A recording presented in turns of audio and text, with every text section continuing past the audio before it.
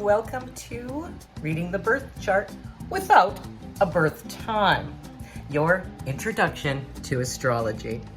If you're new to me, I'm Trina, your intuitive guide from Peace River, Alberta, helping you navigate life's energies. Astrology is a great tool to read the blueprints of the universe. So in this video, we're going to study the characters of this movie, which are the planets. And we're only going to focus on 4 important planets today. The sun, which you already know your sun sign, right? I'm an Aquarius, for example. What are you? Okay, that's your sun. And then we're going to look at the moon, which is your feminine side, your emotions, your real feelings that maybe nobody sees, kind of thing. And we're going to talk about Mercury, the planet of thinking and communication. It's great to know someone's Mercury, by the way, to know how they think. Okay. And finally, Venus, the planet of love, luxury, and money. It's what we like to spend money on. It's how we spend our money. It's how we can find financial opportunities. And Venus also tells us our love language. Okay, so these are the 4 main characters of this movie. Then we're gonna look at the Zodiac signs, which are the costumes that these planets, these characters wear. That's from Aries to Pisces. We're gonna take a quick view about what each of those mean. And finally, we're gonna look at the stage that these actors with their costumes play on, and that's the Zodiac chart. We're gonna draw our own Zodiac chart. It's gonna be really fun, I promise. And when you draw your own Zodiac chart, you'll remember it forever. It's gonna really stick in your brain. And by the time you're done this video, you will be able to read a chart with no birth time needed, okay? Because to be honest, a lot of people don't actually know their birth time, and the ones they've been told are actually wrong. So this way, you can still do a Zodiac chart that's pretty accurate by my method. All right, let's get started. We're gonna make the chart.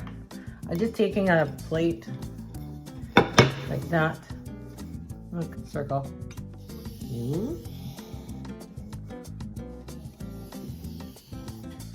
Okay, there. Now I need a ruler. I don't seem to have remembered one. I'll just use this remote. Find the middle. Make a line like that.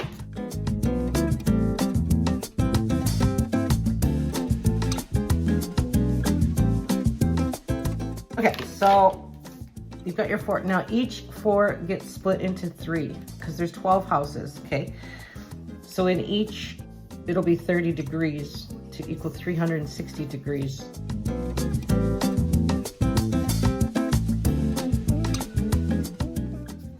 Okay.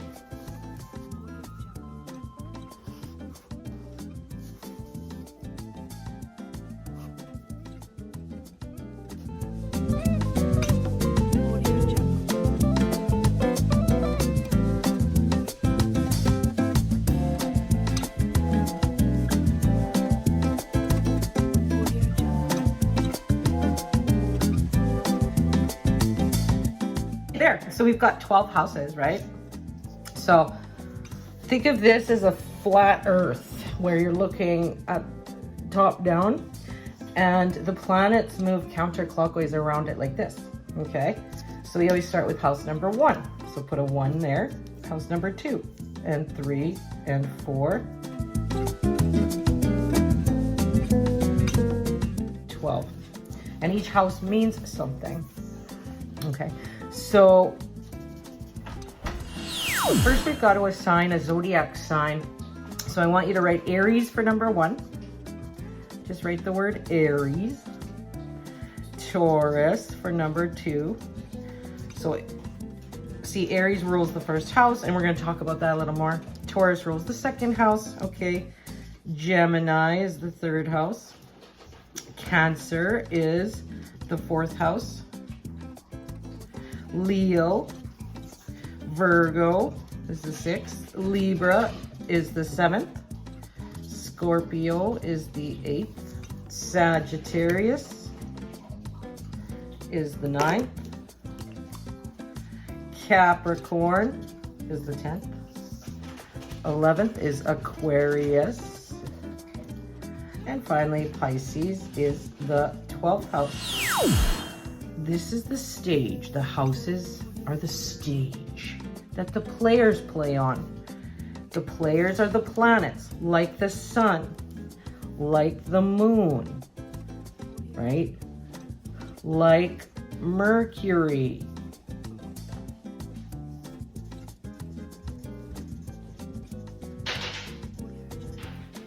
And so on, that the planets are the characters, and the masks, the costumes they wear are the zodiac sign, okay? All right, now that you get that, keep this handy. You'll find that making it from scratch helps you to remember it, helps you to really connect with the information. That's why we did it this way. You did it yourself. Congratulations. Now let's go a little deeper into the astrology and how to read a chart, okay? Okay, so you have your first chart that we made with all the things. Now make another one. Oops. Make another one with just the numbers, okay? 1, 2, 3, 4, 5, all the way to 12. So do this, make this one. This is to show you the order, right? Aries, Taurus, Gemini, Cancer. It always follows the same order. Aries always starts at the 1. Now let's say I'm an Aquarius, okay? Which is actually true. My sun is not in Leo, it's in Aquarius, okay? My sun is in Aquarius, okay? I'm an Aquarius. I'm gonna put Aquarius in the first house. So if you're a Libra, put Libra here. If you're a Gemini, put, okay, put next to the number 1, put your sun sign, Aquarius, okay, for me. Then you can go back to this chart and see what comes after Aquarius. Pisces. So Pisces would be in the 2nd house. What comes after Pisces? Aries. Okay. So Aries is here, and so on. Okay. I'll fill in the blanks because I know these by heart. When you work with these, you'll know them by heart too. After Taurus is Gemini, right? So Gemini. Okay. Then Cancer, then Leo, then Virgo here. What's after Virgo? Libra. So Libra goes here, Scorpio here, Sag here. Capricorn is my 12th house. Okay, so this is my new chart. We haven't put the planets in except for this one, which was the sun. Right? Remember the circle with the dot glyph? So now I can see what zodiac signs rule each house. And remember, in your cheat sheet of the houses that I give with this, you'll know what each, you know, the 2nd house is the money making house, the 3rd house is communication, and so on. Just refer back to that. You have a start here of your chart. Now, when you go to any calculator, zodiac calculator or whatever, astrology calculator, I like to use www.astro-seek.com, but literally anyone will work, okay? Put in your information. You know your sun sign. I'm an Aquarius. Look at your moon, which to me is the Cancer moon, and look at your Mercury, which for me is Capricorn, okay? And look at your Venus. We're only going to do these to not make it too complicated. Venus is in Aquarius. So I've got Venus in my 1st house too. So I'll put little Venus there. Mercury is in Capricorn, so I'll put my little Mercury glyph here. And my moon is in Cancer, which is in the 6th house, so I'll put the moon there. What did I miss? Sun, Moon, Mercury, Venus. Sun, Moon, Mercury, Venus. Okay. 4 things. That's all we're going to focus on. These 4. And you can read a lot about yourself knowing just these 4. Okay. Now, let's say you knew your time of birth. Well, then you would put that as the rising sign. Instead of Aquarius, I'm a Cancer rising. I have Cancer here, and then fill in the blanks. But we're not doing that because we don't know our time of birth, so we're going to stick with that, okay? So, this is a chart when you don't know your time of birth. But you can glean a lot of information about that. So, let's see. Well, since my Venus is in Aquarius in the 1st house, I'm probably fairly good looking. Venus is love, money, and beauty. You know, you could make money, I could make money potentially with my good looks in some way. That could be a thing. It could be that I have a spending problem, right? Just refer to the cheat sheet. What does Venus mean? And what does the Zodiac sign mean? And what does the 1st house mean? So let's say I wanted to know, okay, my moon, right? This is like my internal feelings. This is my intuition. This is my mother, feminine energy, my internal feelings that maybe I don't show. It also shows like where I could be a little bit famous in a way. The moon's very important for your body. And guess what? My moon, important for my body, is in the 6th house, which is health and day-to-day work routines and things. So I do have a strong intuitive feeling about my health, concerned about my health. That's why I work with energy healing. I actually work and do readings within a health food store in my reading room, you know, things like that. Cancer is all about being intuitive and home and family and caring and nurturing. So there's a big nurturing energy with my moon in Cancer. And I incorporate that in my day-to-day 6th house, right? Now, Mercury is the planet of how I think and how I communicate, and a lot about where my mind is at. It's in Capricorn, so I do think a lot about work, right? Capricorn's the working, responsibility, work thing. In fact, if we refer back to what does Capricorn rule in our original thing, it originally rules the 10th house of career. So definitely my mind and communicate in a Capricorn fashion. But not only that, we add that layer of the stage of the house of the 12th house. It's a lot about spirituality. I need a lot of alone time as well with the 12th house. A lot of time to think alone, right? So I give myself permission to tell my kids, I need some alone time right now. Let you guys go do this for a while or whatever, and I need some alone time, for example. This can be also, I could brand and communicate with Mercury about work. Maybe my offerings in my business could be more work career oriented, which is in fact true because Mercury being Capricorn, I love doing readings about career. I love doing readings about business, and I have a lot of business entrepreneurial friends, in fact.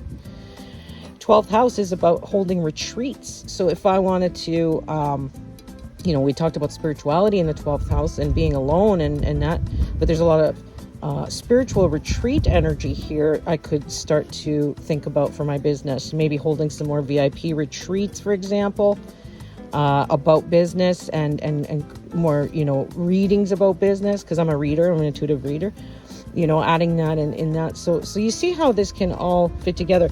Now, where is your Mercury, your Venus, your moon? These are important to know to give you some direction in your future, your business, your career, and how you work with people. Okay, so now let's do one for someone else. It's always better when you do a chart for someone else. It helps you to learn better. So I'm going to use my kid as an example, okay? Let's do another one. Okay, so I made like an empty chart 1, 2, 3, 4, 5, 6, 7, 8, 9, 10, 11, 12, as usual. It always starts with the 1. Let's use my son, Hunter, who's a Taurus. He's a Taurus sun. So we put Taurus in the first. And his little sun. Okay. Then we've got to fill in the blanks. So what comes after Taurus? Gemini.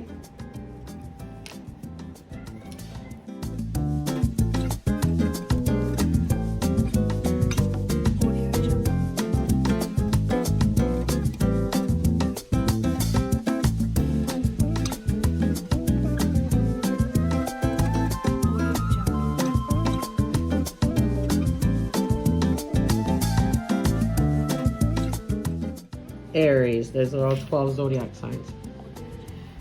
Now, already, before I even look at his Mercury, where that is, before I even look at his Venus, and before I even look at his moon, I can see, because it's important to know the house, what they, you know, that's why I gave you that cheat sheet about the houses. So, you know how the second house is where we make money and our resources, the money house, ruled by Gemini. So he could have something in communications or working with his hands to make money, something in teaching, Gemini, right? If I wanted to look at what kind of career he might have, I look at the 10th house of career. It's run by Aquarius, so he's futuristic. He's probably computer oriented. That's Aquarius. Okay, but let's look at these planets, right? Mercury, the way we think, the way he talks, he's Gemini Mercury. So we got to put this little Mercury glyph. I always think Mercury is funny because it's like there's a little antenna, and Mercury is like communications, right? Branding, marketing, how we think. It's like on top of our head there, a little antenna. Anyways, his is in Gemini, so we're gonna find the Gemini house. Oh, we were just talking about Gemini, the second house of... So Mercury's also in there, so we better put the little Mercury glyph. So there's a planet in Gemini there, a major one, in the second house. Okay, Venus is in Gemini too. Oh, wow. So he's got a lot of Gemini energy in his money and assets and resources. There's a lot of power here in his second house in Gemini of communications. Gemini likes to do a lot of different things, keeping busy. Their mind's always busy. So he loves learning because Gemini is a learning sign. It's scholarly. It likes learning, or especially mini courses. Mercury, the way he thinks is Gemini. He likes to talk, communicate, teach. And that's probably how he's going to make his money. Gemini works with his hands too. Could be a programmer, for example, because remember I said Aquarius is in his career house, and that's computers and futuristic and stuff like that too. So it could be like a computer teaching thing, data programming, I would say, is how he's probably going to make money in life, the second house of money. Wow. And then the moon is in Virgo. So we got to find the Virgo. That's this house here. So we got to put a little moon there. Now, the fifth house is about kids and hobbies.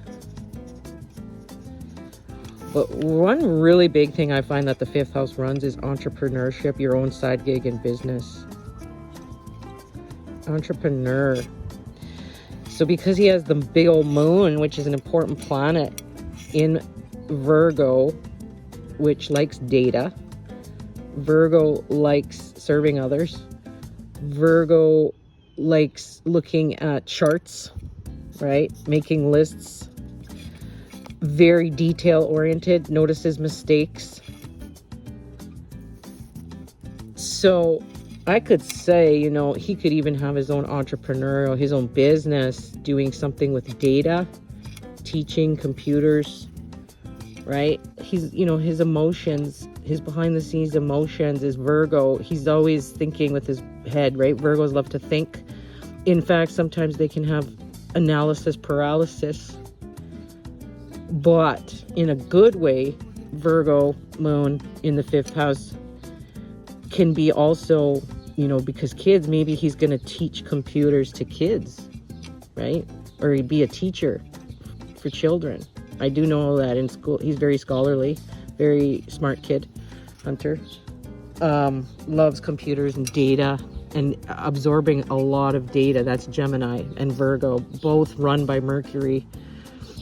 Anyways, so like Gemini and Virgo are the two zodiac signs that are run by Mercury. They go together. Mercury's about the head and the mind. So this Virgo and Gemini placement shows me that Hunter is really data driven, right? Loves data and learning and numbers, right?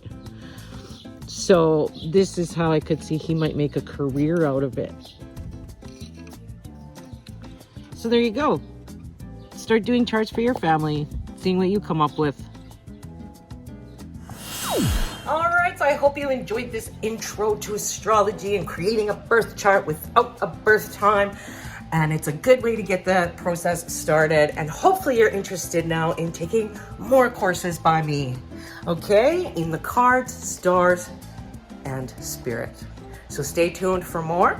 And I thank you from the bottom of my heart for joining me today. It was fun. So I'll see you in the next one. Bye.